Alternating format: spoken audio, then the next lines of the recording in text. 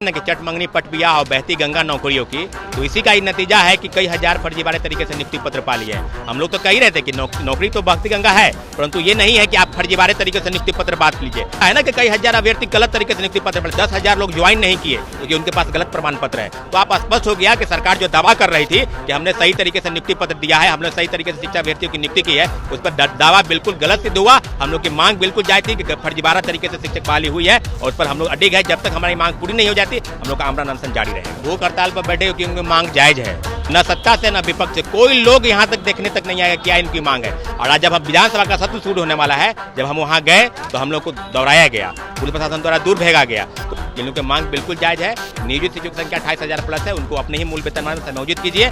कई हजार फर्जीवाड़े तरीके से नियुक्ति पत्र पाली है, उनको बाहर का रास्ता दिखाइए। तो सारी मांग बिल्कुल जायज है। जो अभ्यर्थियों की मांग है उस मांग पर अगर सरकार नहीं सुनती है तो हम लोग का अनिश्चितकालीन आमरण अनशन जारी रहेगा। कुछ देखने वाले भी कोई प्रशासन मेडिकल टीम भी नहीं है। क्या ये लगता है कि हमारी जनता की सरकार है, चाहे हमारी अपनी सरकार है। युवाओं के हित में तो काम नहीं हो रहा है। अगर काम होता तो हम 4 दिन से जंक्शन पे है, कोई ना कोई जरूरत है। तो नियुक्ति पत्र क्यों दे रहे हैं? बेरोजगार को दीजिए यार।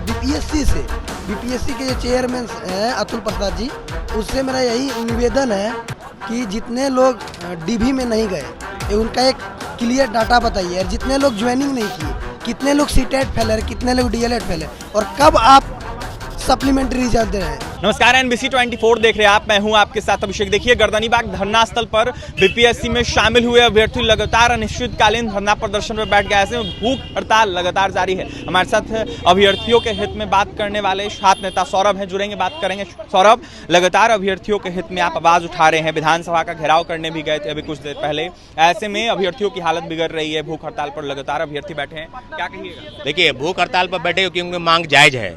हमारे 4 साथी भूख हड़ताल पर बैठे हैं और कल एक का तबीयत ज़्यादा खराब हो गया था, पीएमसीएच में उनको रेफर किया गया था। तो मांग उनकी बिल्कुल जायज है। ऐसा नहीं कि मांग उनको गलत तरीके से उनको बैठे हैं। और न सत्ता से न विपक्ष से कोई लोग यहाँ तक देखने तक नहीं आएगा क्या इनकी मांग है। और आज जब हम विधानसभा का सत्र शुरू होने वाला है, जब हम वहाँ गए तो हम लोग को दौड़ाया गया, पुलिस प्रशासन द्वारा दूर भेजा गया। तो मांग स्पष्ट है। प्रेस के माध्यम से, आपके माध्यम से सरकार तक हम लोग कहना चाहते हैं कि इन लोगों की मांग बिल्कुल जायज है। नियोजित शिक्षक की संख्या 28,000 प्लस है, उनको अपने ही मूल वेतनमान में समायोजित कीजिए।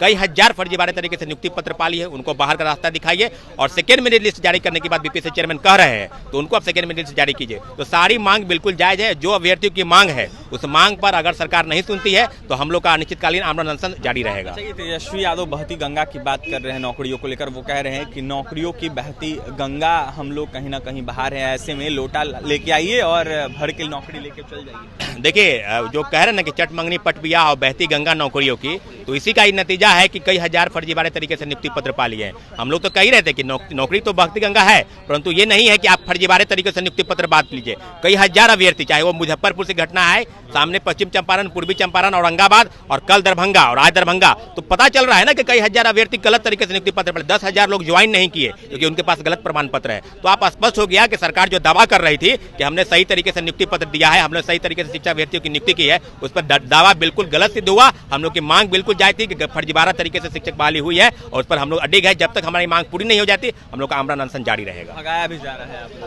हाँ, आए थे एमएच खान साहब आए थे कि ऑर्डर नहीं मिला है। तो ऑर्डर कल तक हम लोग का मिला था, आज भी हम लोग का ऑर्डर मिल गया है। कॉपी जो है वो आ गया है और कल की ऑर्डर जो है कल की बात होगी। अभी मैं बता दूं, अभी हॉस्पिटल से आ रहा हूं। अभी मतलब गर्दनीबाग हॉस्पिटल से आ रहा हूँ। मेरे 2 मित्र को जो है एकदम फूड पॉइजन हो चुका है। अभी लूज मोशन में है, अभी पानी चल रहा है, सलाइन चल रहा है, 2 सलाइन चल रहा है। बताइए कि हमारे मित्रगण ऐसे ही लूज मोशन में जा रहे हैं, वीकनेस हो रहा है। रात को हम 3 बजे अपने मित्र विकी को लेके आए, वहाँ पीएमसीएच से लेके आए। इतनी स्थिति खराब हो गई थी कि वहाँ ईसीजी करना पड़ा, ब्लड टेस्ट करना पड़ा, सलाइन चढ़ाना पड़ा। लेकिन अभी तक सूझबूझ देखने वाले भी कोई प्रशासन मेडिकल टीम भी नहीं है। क्या ये लगता है कि हमारी जनता की सरकार है, चाहे हमारी अपनी सरकार है। कहीं ना कहीं उन लोगों को तो सोचना चाहिए।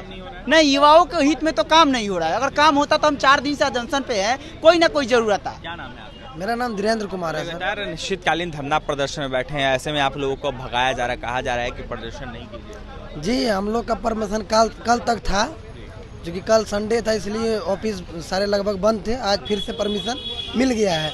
तो सर, हम सरकार से हमारी यही मांग है कि जो ऑलरेडी पहले से जॉब में है, जिसको पहले से नौकरी है, आप उसको नियुक्ति पत्र क्यों दे रहे हैं? बेरोजगार को दीजिए यार। बीपीएससी के जो चेयरमैन हैं अतुल प्रसाद जी, उससे मेरा यही निवेदन है कि जितने लोग डीभी में नहीं गए उनका एक क्लियर डाटा बताइए, और जितने लोग ज्वाइनिंग नहीं किए, कितने लोग सीटेट फेल है, कितने लोग डीएलएड फेल है, और कब आप सप्लीमेंट्री रिजल्ट दे रहे हैं। क्योंकि अब आने वाला त्यौहार छठ और दीपावली है, तो उसमें कहीं ना कहीं हम लोग को तोहफा मिलना चाहिए, और जरूर हमें उम्मीद है, अतुल प्रसाद पे पूरा भरोसा है। यानी कि उलझा के रखा गया है आपका पूरे वो बोल रहे हैं कि हाँ हम सप्लीमेंट्री रिजल्ट देंगे, लेकिन वो कब देंगे अभी तक कुछ हम लोग को पता नहीं बताया। चलिए, क्या नाम है आपका? जी, मेरा नाम विमलेश कुमार है और मैं जहानाबाद से हूँ।